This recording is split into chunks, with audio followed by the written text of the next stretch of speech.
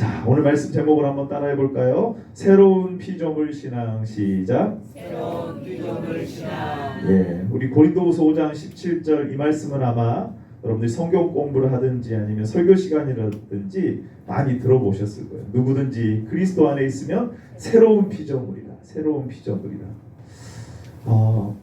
그럼 기독교는 거룩합니다. 하나님이 거룩하시 너희도 거룩하라라고 말씀하셨는데, 근데 그 거룩이 뭐냐면은 구별이에요. 구별. 세상의 개념하고 전혀 다릅니다. 전혀 달라요. 영생이 뭐라 그랬어요? 요한복음 17장 3절에 보니까 유일하신 참 하나님과 그가 보내신 자 예수 그리스도를 아는 것이다. 아는 것이다. 에덴 동산이 여러분 어때요? 그곳이 경작하고 지키는 것이 성도의 사명이었습니다. 성전은 결국 교회이고 우리가 하나님의 영을 모신 우리가 교회라는 사실. 건물이 교회가 아니라 우리가 교회예요. 믿음이 뭡니까? 현상을 믿는 게 아닙니다. 지식만이 아니에요. 하나님의 성품을 믿는 거예요. 하나님의 선하심을 믿어서 그 하나님께서 약속하신 바를 믿고 나아가는 게 이게 믿음이에요. 나아가는 것까지가 믿음이에요. 우리는 지금 계속해서 거듭남, 중생에 대해서 한번 살펴보고 있습니다. 성경은 계속해서 우리의 영혼이 죽어있다. 그래서 하나님께서 새 생명 주셔서 살려주셔야지만 들리게 되고 보게 되고 살아나게 됩니다. 반응할 수가 있게 되는 거예요. 거듭나야지만 하나님 나라를 보게 되고 하나님 나라에 들어갈 수 있다라고 예수님이 말씀하셨습니다. 여러분, 한 생명이 태어나면은 그 즉시 그 생명은 온전합니다. 온전해요. 아무리 갓난 아이여도 온전하고 또 뭐냐? 자라게 되어 있어요. 반드시 뭐 하게 되냐면 변화되게 되어 있습니다. 우리도 마찬가지거든요. 육체는 똑같지만 믿지 않는 자나 믿는 자나 거듭난 자나 거듭나지 않은 자나 육체는 똑같아요. 근데 영혼은 어떤 줄 아세요? 새 생명이 들어가면은 변화되게 되어 있습니다. 자라나게 되어 있어요. 속도는 좀 차이 날 수 있어요. 근데 분명한 건 뭐냐면은 변한다. 다르다.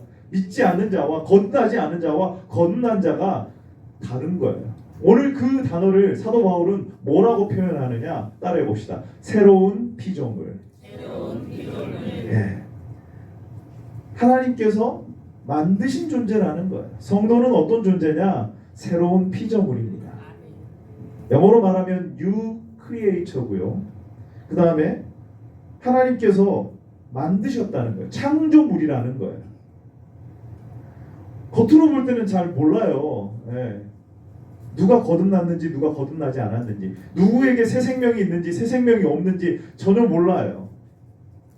그런데 분명한 것은 뭐냐면은 구원받은 백성은 하나님께서 창조하신 창조물이고 피조물이라는 거예요. 여러분, 인간이 만든 것도 보면은 감탄을 금하지 못할 때가 있습니다. 자, 화면을 잠깐 봐보시겠어요? 이걸 보면은요, 이 오른쪽에 있는 사진이 뭐냐면은 1759년 이탈리아의 프란체스코 케이롤로라고 하는 분이 조각을 했는데, 여기 보면은 뭐가 보이냐면 그물이 보여요. 그물을 다 조각한 거예요. 이게 그물이 아니라 조각에 하나의 대리석을 가지고 저거를 통째로 조각을 했어요. 뭐 이어서 붙이는 게 아니라. 그 옆에는 뭐냐면요, 1850년 이탈리아의 또 조반니라고 하는 분이 또 조각을 했는데, 그 베일을 싼 성모상이라는 거예요. 베일조차도 뭐냐면요, 이게 돌이에요. 돌로 조각한 거예요. 너무 신기하지 않으세요? 너무 대단하지 않으세요? 그 다음에 제가 이탈리아로 성지순례를 한번 간 적이 있는데, 거기에 보면 유명한 그 작품들이 다 그 베드로 성당 안에 보면은 벽화로 막 그려져 있거든요. 그 중에서 유명한 게 뭐예요? 미켈란젤로가 천지창조, 하나님이 아담을 창조하신 그것을 이렇게 그림으로 막 표현한 것들, 대단한 작품들이잖아요. 인간이 만든 것도 이렇게 영광스럽고 너무나도 놀랍고 대단한 것들이 참 많습니다. 근데 한번 생각해 보세요. 하나님이 만드셨다. 얼마나 더 대단할 것인가. 우리는 근데 이런 것들은 보고 와, 대단하다 놀랍다 하는데 하나님이 만드신 것에 대해서는 별로 놀라지 않는 것 같아요. 그래서 창조과학회라는 곳에서는 우리 그 과학자들이라든지 교수님들이 성경이 정말 과학하고 얼마나 과학으로 입증될 수 있는 부분이 있는가 막 연구를 막 해가지고 사람들에게 알려주거든요. 진화론이 아니다. 창조가 맞다 하면서 그 중에서 한 가지만 제가 그 그림으로 예를 들어볼게요. 이걸 여러분 보시면은 그 세미나를 하면서 항상 이 사진을 많이 하시는데 이게 모기거든요. 모기의 얼굴을 확대한 거예요. 더 확대한 거예요. 근데 여기 보면은 그 그림들이 너무나도 부드럽고 아름답게 보이거든요. 물론 좀 모기는 우리의 뭐 피를 먹기 때문에 우리가 별로 좋아하는 그 곤충은 아니지만 그걸 확대해 보면은요 이게 얼마나 정교하게 되어 있는지 도대체 이게 어떤 신이 만들지 않았다면은 이렇게 정교할 수가 있는가? 이렇게 정교할 수가 있는가? 사랑하는 귀한 성도 여러분, 인간이 만든 것도 대단한데 하나님이 만든 것은 어떻겠습니까? 그럼 하나님께서 그런데 뭘 만드셨냐면은 우리를 새로운 피조물로 만드셨어요. 겉모습이 아니라 영원히 하나님을 알 수 있는, 그 전에 완전히 타락해버려서 하나님을 알 수도 없고 하나님을 예배할 수도 없고 하나님을 사랑할 수도 없는 그런 존재였는데, 그 에베소서 2장 1절에는 뭐라고 표현하느냐? 너희는 허물과 죄로 죽었었다라고 표현을 해요. 너의 영혼이 죽었었다. 죽은 자는 반응을 해요? 안 해요? 안 합니다. 안 해요. 육체적으로는 살아있을 수 있습니다. 인간은 두 부류예요. 겉으로 볼 땐 다 살아있는 것 같은데 살아있는 사람이 딱 두 부류죠. 영혼이 살아있는 자, 그렇지 않으면 영혼이 죽어있는 자예요. 하나님께서 그 영혼을 살려주셔야지만 하나님을 알 수 있어요. 하나님을 사랑할 수 있습니다. 여러분, 그러니까 오늘 여기 고린도후서 5장 17절에 나오고 있는 새로운 피조물이라는 것은요, 그런 의미에서 여러분들이 보셔야 돼요. 그냥 막연하게 교회 다니니까 내가 교인이고 막연하게 내가 천국에 갈 거다라는 그런 기대를 하는 것이 아니라 하나님께서 창조하신 정말 대단한 피조물이다. 피조물. 새로운 피조물이라는 것을 우리가 오늘 말씀을 통하여서 깨달아야 될 것입니다. 여러분, 그래서 인간이 만든 모든 것은요, 하나님이 만든 것을 다 모방할 뿐이에요. 흉내만 낼 뿐입니다. 근데 여러분, 이 믿음도 마찬가지거든요. 신앙도 마찬가지예요. 내가 믿고 내가 노력해서 내가 믿음이 있는 것 같잖아요. 그러면은요, 그건 모방한 것밖에 안 돼요. 근데 하나님이 주셔서 나에게 새 생명 주시면은요, 하라고 하지 않아도 하나님을 더 알고 싶어요. 물론 그 시작은 조금 미약해요. 근데 그 아이가 태어나면은 아주 연약하고 도움을 받지 못하면은 그 아이가 살아갈 수가 없잖아요. 근데 그 아이도 완벽하고 완전한 한 생명체입니다. 완전한 한 생명체예요. 근데 그 아이가 도움을 주고 보호와 부모의 정말 사랑을 듬뿍 받게 되면은요, 온전한 그 장성한 성인으로 자라가는 거예요. 마찬가지입니다. 우리에게 심겨진 새 생명도 똑같거든요. 처음에는 부족한 듯 보이고 처음에는 연약한 듯 보여도요, 그 생명은 온전한 생명이에요. 하나님을 알 수 있어요. 우리가 얼마나 연약하고 비참한 존재인지 깨닫게 됩니다. 하나님 말씀을 통하여서. 그래서 하나님의 은혜가 아니면 살아갈 수가 없기 때문에 하나님 앞에 나오는 거예요. 하나님을 예배하는 겁니다. 여러분, 그래서 종교의 틀 안에서 그냥 흉내만 내는 것과 진짜 하나님이 우리에게 생명을 주셔가지고 내 마음이 누가 뭐라고 하지 않았는데 가난한 마음이 되는 거예요. 내가 연약하다는 것을 깨닫는 거예요. 나 죄인이라는 것을 말씀을 통하여서 늘 깨닫게 되는 거예요. 그리고 하나님께서 보여주신 그 길, 생명의 길, 유일한 길, 구원의 길, 예수 그리스도를 붙잡는 삶을 살아가는 거예요. 세상을 뒤로 하는 거예요. 세상을 닮아가지 않는 거예요. 그 길을 따라가지 않는, 넓은 길 안 가는 거예요. 좁은 길 가는 거예요. 이게 새로운 피조물의 특징입니다. 여러분, 하나님께서 우리의 영혼을 새로운 피조물로 만드실 때요, 그냥 원래 있던 것에서 영혼이 원래 이렇게 있었는데 첨가해서 조금 다르게 바꿔주시는 게 아니라 완전히 새롭게 하시는 거예요. 죽음에서 생명으로 옮기려면은요, 이거는 완전히 다른 존재가 되는 거예요. 여러분, 우리는 구원을 어떻게 생각합니까? 내 삶을, 신앙생활을 이렇게 생각하죠. 아, 내가 이렇게 사는데 좀 어려움도 있고 문제도 있고 또 부족하니까 교회 나와가지고 신앙을 가지면 그 부족한 것을 채워주는 정도로 생각을 해요. 천국도 그 정도로 생각을 하죠. 이 땅에서 열심히 신앙생활을 하면은 그 열심히 한 거 보고 하나님께서 천국으로 보내주신다, 좋은 곳 간다, 이렇게 표현을 해요. 그럼 교회 나와서 설교를 어떻게 듣냐면, 하나님의 말씀을 어떻게 듣냐면은 좋은 말씀, 그냥 나를 좀 위로해주고 교훈해주는 정도로만 생각을 해요. 완전히 나를 새롭게 하고 변화시키는 말씀이 아니라.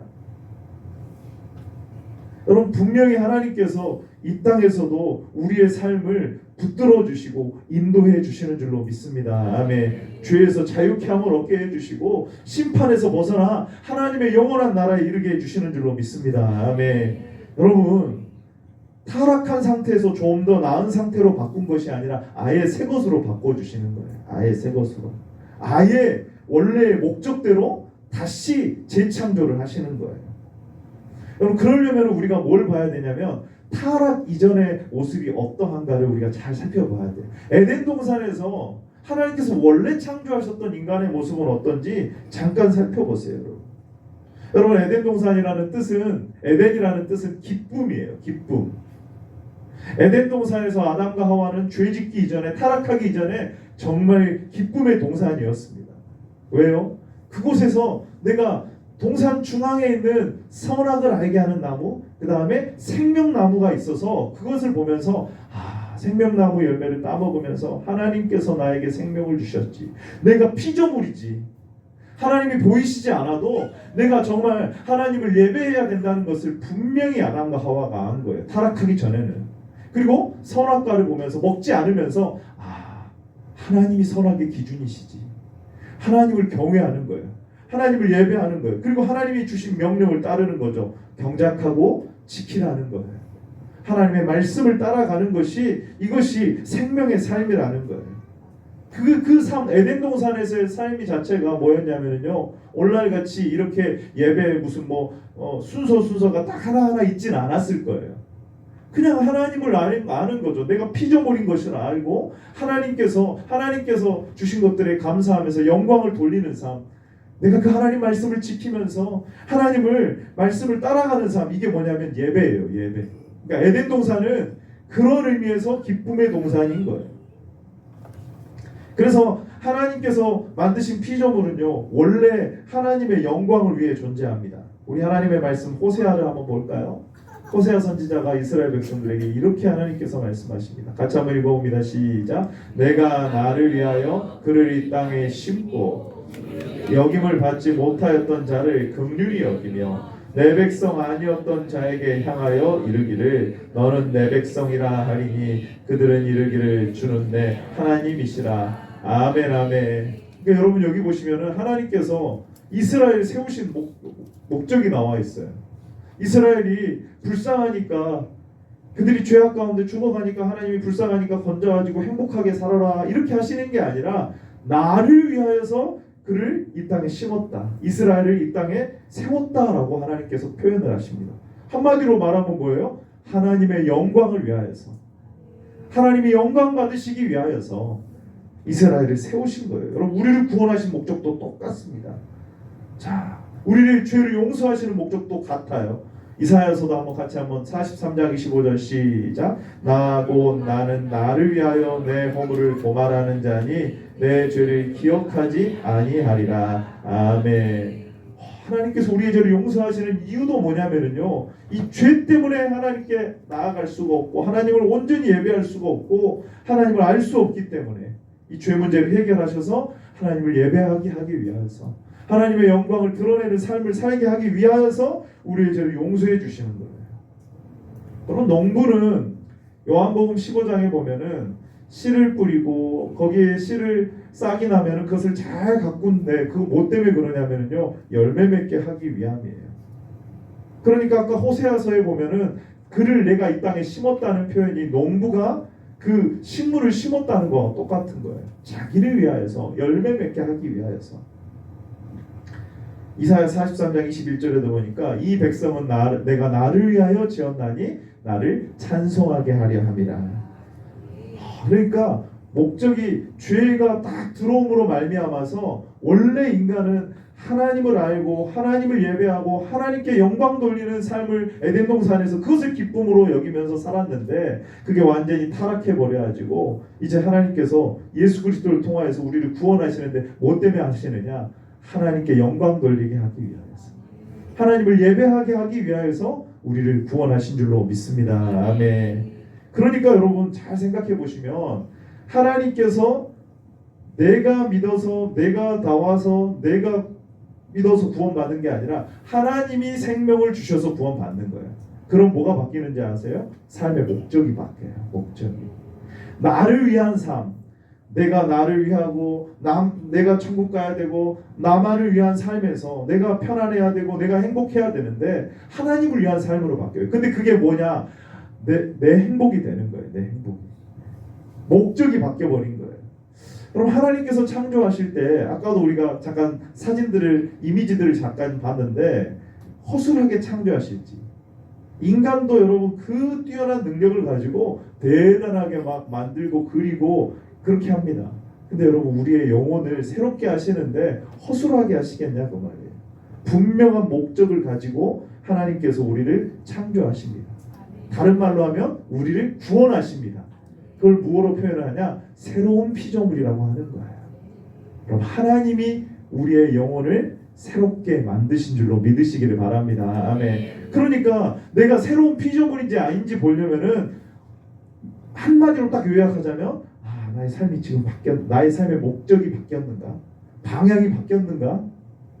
나를 위하고 세상을 향하고 죄를 사랑하던 삶에서 이제는 하나님을 위하고 원래 내가 이거 원래대로 하나님을 예배하고 하나님 영광을 돌리는 삶으로 바뀌는 거예요. 그게 영생이고 그게 천국입니다, 여러분. 그게 이 땅에서의 하나님의 나라예요, 여러분. 그러니 이것을 위해서 우리를 새롭게 하시는 거예요. 사랑하는 귀한 성도 여러분, 하나님은 분명한 목적을 가지고 이스라엘이라는 민족을 세우셨습니다.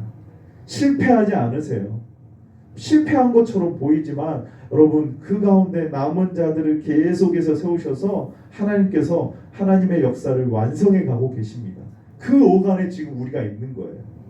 여러분 보십시오. 빌립보서 1장 6절에 같이 한번 읽어봅니다. 시작. 너희 안에서 착한 일을 시작하신 이가 그리스도 예수의 날까지 이루실 줄을 우리는 확신하노라. 아멘. 자, 여기서 너희 안에서 착한 일이 뭐예요? 하나님께서 새 생명 주셔서 구원받게 하시고 믿음을 주신 거예요. 이게 착한 일이에요. 근데 그 시작하신 분이 누구예요? 하나님이시라면 너희 안에서 이 믿음을 주시고 구원을 허락하시고 새 생명 주신 이 하나님께서 시작하셨다면, 이 일을 하나님이 시작하셨다면 어떻게 하신다고요? 그리스도 예수의 날까지 이루시는 거예요.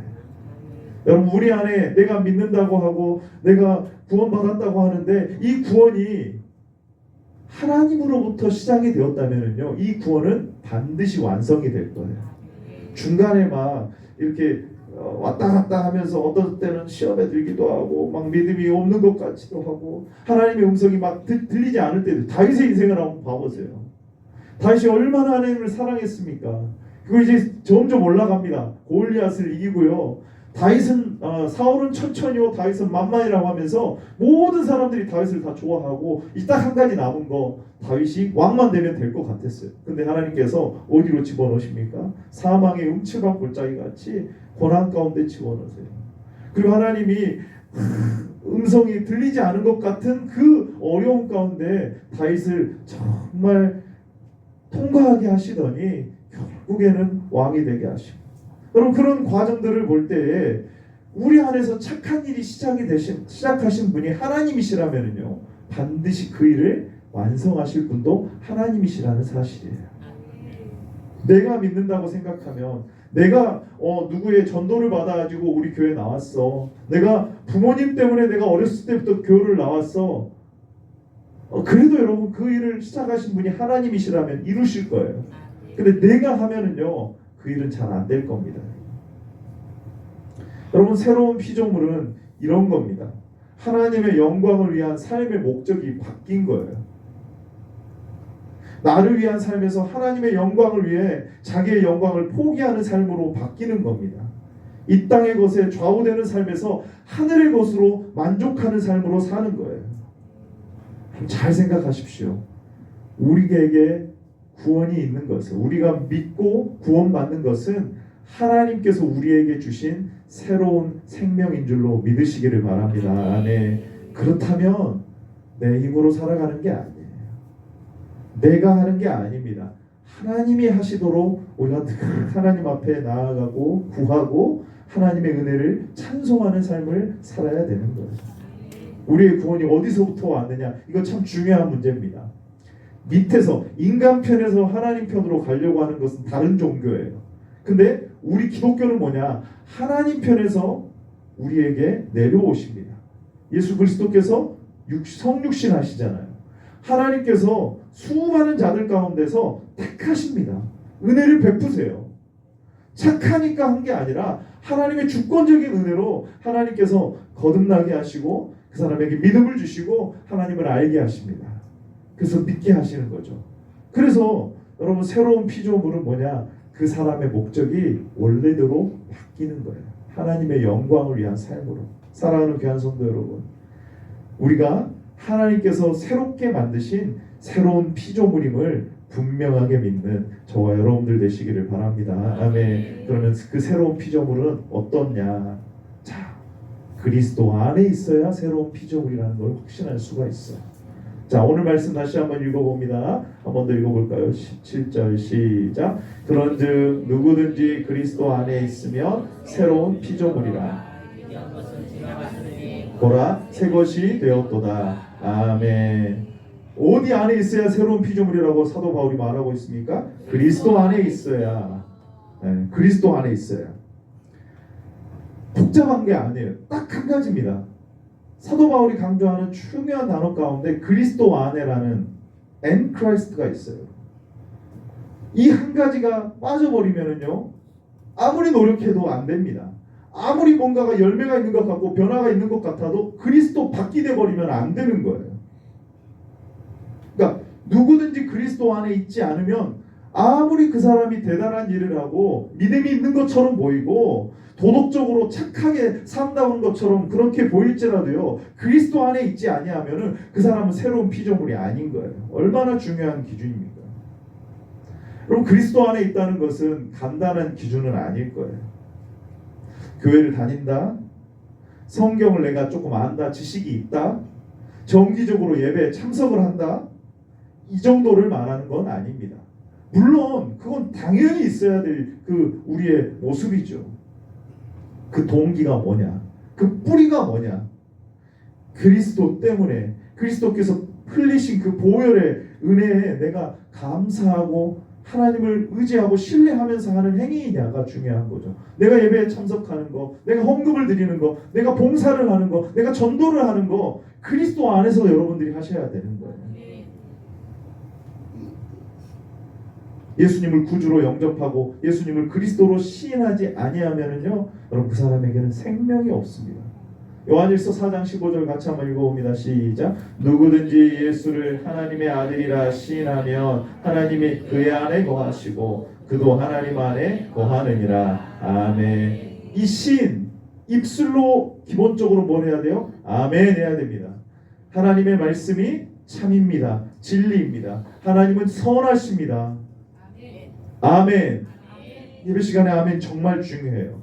이 입술에 아멘 시인이 뭐로 나타나게 될까요? 로마 시대 때 창칼을 두고 로마의 황제가 하나님이냐, 그리스도가 하나님이냐, 그리스도가 주냐, 너 선택해라, 여기서 하는 거예요. 여러분 이 세상에서 세상 사람들은 다 하나님의 말씀을 다 거부합니다. 다 그냥 평화롭고 다 그냥 두루두루 잘 살면 되고 동성애도 인정을 하고 뭐 이것도 다 인정을 하고, 교회가 그렇게 편협하면 안 돼, 타협하고 그냥 기준을 낮춰야 돼, 이렇게 말을 해요. 꼭 그렇게 말씀대로만 살아야 되느냐? 아니야, 이렇게 말을 해요. 근데 아니다. 그리스도만이 우리의 주인이시다. 하나님의 말씀만이 우리의 삶의 유일한 기준이다.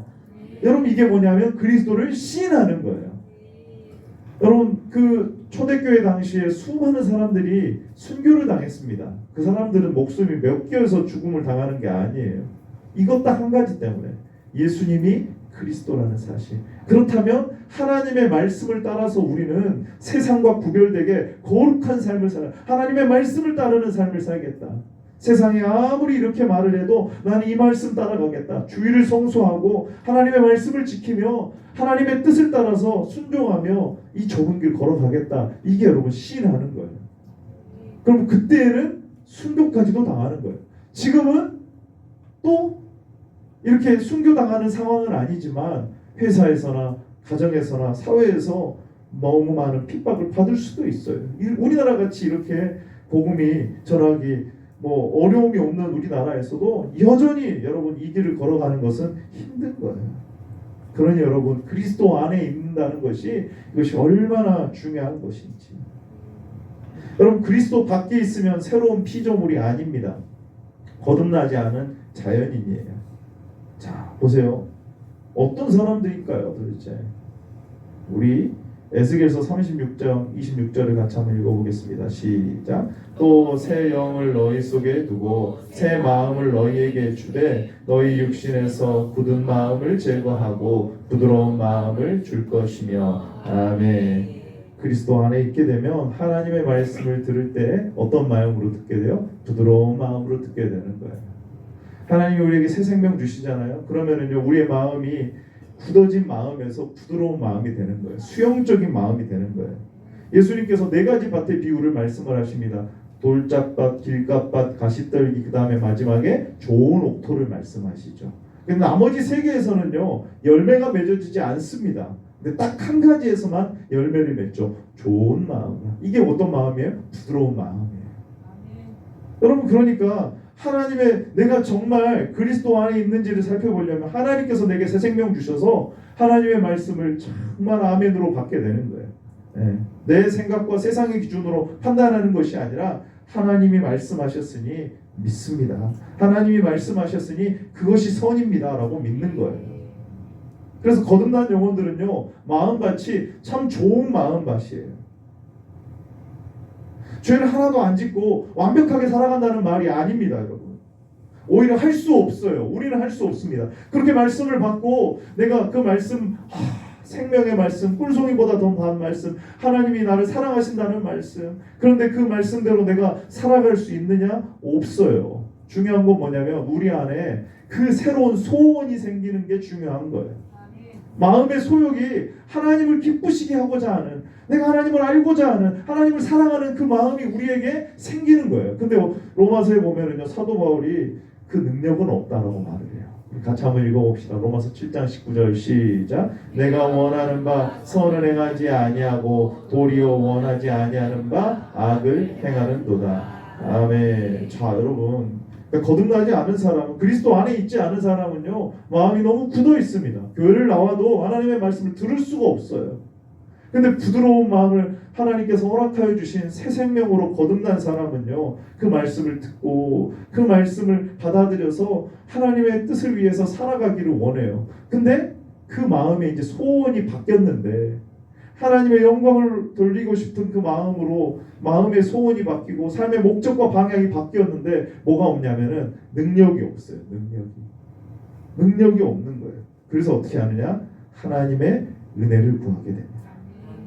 여러분 이게 새로운 피조물의 놀라운 은혜인 거예요. 근데 그리스도 밖에 있는 자는 겉으로는 그렇게 있는 것 같아요. 믿음이 있는 것 같고 어느 때는 그렇게 되는데 결정적일 때는 그 마음속에 있는 그 굳은 마음이 딱 드러나 버립니다.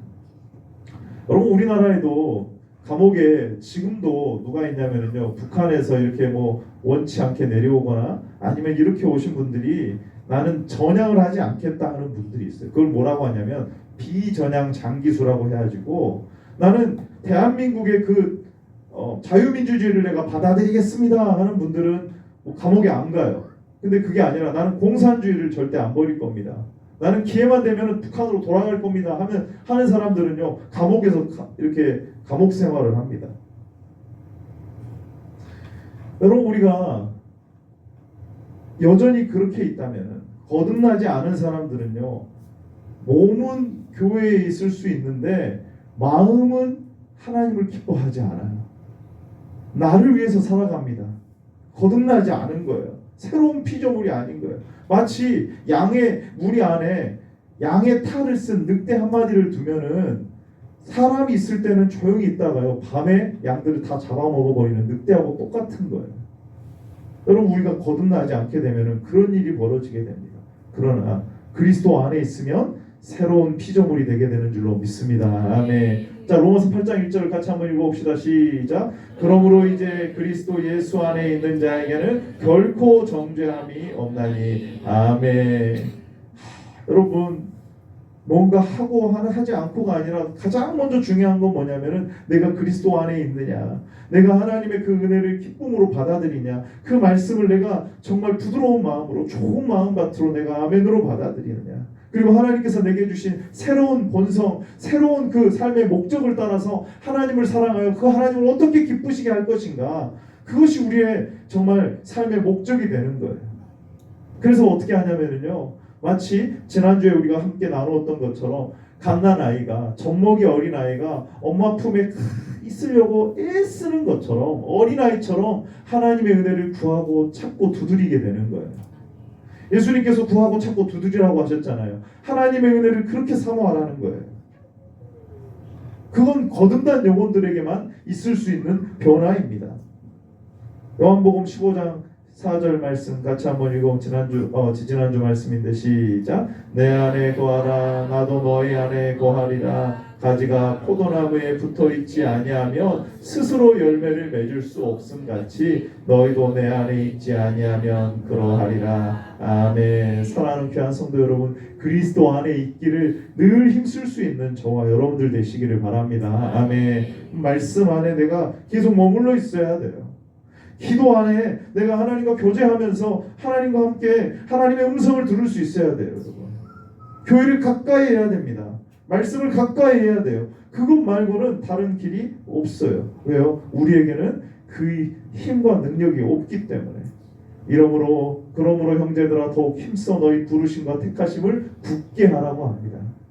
사단이 우는 사자처럼 너 그렇게 해가지고 하나님 앞에 나아갈 수 있어? 계속해서 정죄할 거예요. 여러분, 우리의 힘으로 하려고 하면 안 될 겁니다. 그러나 성령의 은혜를 구하시고 하나님 앞에 기도함으로 나아가시면 하나님께서 반드시 거듭난 영혼들에게 새 은혜를 날마다 부어주실 줄로 믿습니다. 아멘. 여러분, 이전 것은 지나갔고 마지막으로 보십시오. 뭐가 되었어요? 새 것이 되었다라고 말을 합니다. 옛사람은 죽은 거예요. 내가 그리스도와 함께 십자가에 못 박혔나니 그런즉 이제는 내가 사는 것이 아니요. 사도 바울이 뭐라고 말하느냐? 2000년 전에 예수님께서 십자가에 못 박히실 때 내가 죄인입니다. 난 내 힘으로 구원받을 수 없습니다. 하나님께서 우리에게 보내주신 예수님을 나의 구세주로 받아들입니다. 믿습니다. 그 주님만 따라가기 원합니다. 이제는 내가 나를 위해서 살지 않고 하나님의 영광과 하나님의 나라를 위해서 살기 원합니다 하면서 예수님을 믿잖아요. 영접하잖아요. 그럼 어떤 일이 벌어진 줄 아세요? 내 옛자가 죽는 거예요. 하나님께서 새로운 본성을 우리에게 심겨주십니다. 그래서 하나님을 더 알고 싶고 사랑하고 싶고 마치 사랑하는 내 애인을 위하여서 뭐든지 해줘도 아깝지 않은 것처럼 내 안에 그 새로운 마음이 샘솟게 되는 거예요. 사랑이 샘솟게 되는 거예요. 그러면 어떤 일이 벌어지느냐? 이전 것은 지나가고 새로운 삶으로 살아갈 수가 있는 거예요. 근데 많은 사람들이 이것에 대해서는 잘 몰라요. 죽었다는 것을 모르고 과거에 막 매입니다. 죄를 더 사랑하고 끊임없이 옛날 그 옛 자아의 삶을 여전히 살아가는 사람들이 있어요. 여러분, 우리가 거듭나면 어떻게 되냐면요, 죽은 거예요. 우리 갈라디아서 5장 24절도 같이 한번 읽어봅시다. 시작. 그리스도 예수의 사람들은 육체와 함께 그 정욕과 탐심을 십자가에 못 박았느니라. 아멘. 여러분, 과거에 우리나라는 참 독특한 경험들이 많은데 특별히 6.25 전쟁을 끝나고 나서요, 이제 연합군이 인천에서 이렇게 탁 들어와가지고 위쪽이 점령이 돼버렸잖아요. 이제 북한군이 이제 위쪽으로 막 계속해서 밀려납니다. 근데 어떤 일이 있었냐면요, 밑에 지역, 우리 뭐 전라도도 뭐 이렇게 포함해가지고 밑에 지역에 같이 그 이제 후퇴를 하지 않은 북한 공산군이 남아 있었어요. 그들을 산속에 있으면서 중간중간에 막 와가지고 우리나라 사람들을 괴롭히고 그랬잖아요. 그들을 막 소탕하는 작전들을 했거든요. 근데 역사도 보게 되면은요, 그들이 여전히 남아 있는데 그 소식을 우리나라 국군과 유엔 연합군이 이제 전쟁에서 이겨가지고 올라가고 있다는 것을 못 들은 채 북한군에게 여전히 지배를 당하면서 그들의 괴롭힘을 당했던 사람들이 있었거든요. 마치 그런 것과 같습니다. 이전 것은 지나갔는데 옛자는 죽었다라고 말을 하는데 여전히 내가 죄의 노예처럼 살아가는 사람들이 있어요. 내 육신의 본성을 따라서만 살아가는 사람들이 있습니다. 그럼 뭐하고 똑같냐면은 그 옛 본성한테 계속해서 힘을 실어주는 것과 같아요. 그러면 점점 강해지는 거예요. 거듭난 사람인데 전혀 거듭나지 않은 것처럼 아무런 하나님의 영광을 위한 삶, 죄를 이기는 삶, 하나님의 뜻대로 살아가는 삶을 살지 못한 채 그저 그냥 죄의 노예처럼 살아가는 사람들, 그 기쁨과 감격을 누리지 못한 채 하나님께서 우리에게 주신 신령한 은혜를 누리지 못한 채 여전히 그냥 죄인처럼 살아가는 사람들이 있어요. 여러분, 우리는 연약합니다. 우리는 부족합니다. 그러나 여러분, 우리가 죄에 져서 그 육신에게 져서 육신대로 살 것이 아닙니다. 로마서 8장에 보면 이 놀라운 원리가 나와 있는데요. 이 말씀만 읽고 마치겠습니다. 시작. 그러므로 형제들아, 우리가 빚진 자로 돼 육신에게 져서 육신대로 살 것이 아니니라. 아멘. 여러분, 육신에게 옛 자에게 지시면 안 돼요. 자, 13절 읽어봅시다. 시작. 너희가 육신대로 살면 반드시 죽을 것이로되 영으로서 몸의 행실을 죽이면 살리니. 할렐루야. 아멘. 하나님의 영으로 인도함을 받게 되면 여러분, 우리는 이제는 살 수 있어요. 하나님의 은혜로 살 수 있는 존재들인 줄로 믿으시기를 바랍니다. 아멘. 새로운 피조물이라는 말은 무슨 말이냐면 이제는 내가 내 힘이 아니라 하나님이 주시는 하나님의 성령의 인도함을 받고, 그래서 말씀과 기도로 늘 그렇게 겸손하게 나아가는 자는요, 하나님의 영광을 돌리는 삶을 살 수가 있다는 거예요. 할 수 있어요, 여러분. 근데 우리의 힘으로는 안 됩니다. 하나님의 은혜로만 됩니다. 여러분, 이 땅에 많은 교회들이 있고 많은 성도들이 있는데 전혀 영향력을 발하지 못하는 이유는 뭔지 아세요? 여전히 육신에게 져가지고 육신처럼 살아가기 때문에 그렇습니다. 그러나 여러분, 우리는 하나님의 영으로 인도함을 받으면 새로운 피조물로 살 수 있음을 믿는 저와 여러분들 되시기를 바랍니다. 아멘. 모든 기도와 간구를 하되 항상 성령 안에서 기도하면 여러분, 우리는 하나님 말씀대로 살 수 있습니다. 여러분, 말씀을 정리합니다. 내가 결정하고 내가 노력한 결과로 새로운 피조물이 된 게 아니에요. 구원받은 게 아닙니다. 하나님이 위에서 주시는 새 생명으로 우리가 구원을 받았어요. 그러면은 그 사람은 반드시 삶의 목적이 하나님 영광으로 바뀝니다. 반드시 그리스도 안에서만 있기를 간절히 구하게 돼요. 여러분, 그 안에 있을 수 있도록 늘 힘써야 됩니다. 말씀과 기도로 서셔야 돼요. 이제 우리에게 새롭게 심겨진 본성이 있습니다. 죄에 져서 그냥 여전히 무기력하게 살아가는 것이 아니라 이제는 성령의 도우심으로 하나님의 영광을 드러내는 삶을 살 수 있음을, 새로운 피조물의 삶을 살아가시는 저와 여러분들 되시기를 예수님의 이름으로 축원합니다. 아멘.